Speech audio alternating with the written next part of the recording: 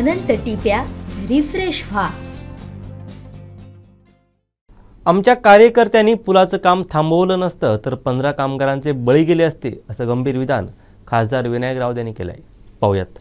कॉन्क्रिटीकरणाचा रस्ता आहे।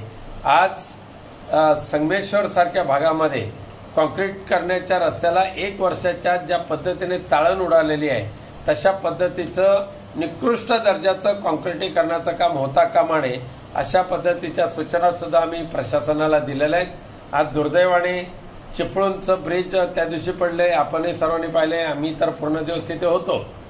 आमच्या पदाधिकाऱ्यांनी ते जर काम थांबवलं नसतं आणि जर थांबवल्यानंतर ते कामगार खाली उतरले नसते तर अवघ्या 5 मिनिटाच्या अंतरानंतर झालेली ती दुर्घटना किमान 12 ते 15 कामगारांचा बळी त्या ठिकाणी गेला असता।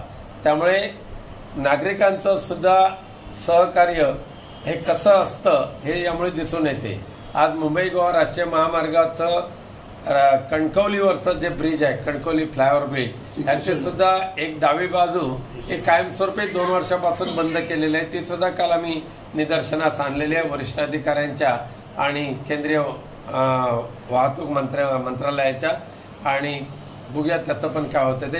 पण आजचा जो महत्वाचा जो विषय आहे तो गगनबावडा रस्ता बनवा आणि लोकांचे प्राण वाचवा अशा पद्धतीचा ही घोषणा घेऊन आम्ही त्या रस्त्याच्या आंदोलनाला माननीय संदेश पारकर उतरणार आहेत आणि परिसरातील शेकडो नागरिकांचा, ग्रामस्थांचा सहभाग या आंदोलनामध्ये असेल अशी मला खात्री आहे। आमचे दिवसभरातले सर्व अपडेट्स, ताज्या घडामोडी आणि थेट लाईव्ह पाहण्यासाठी सबस्क्राइब करा, लाईक करा कोकणचं नंबर 1 महा चॅनल कोकण 7 लाईव्हचं YouTube चॅनल।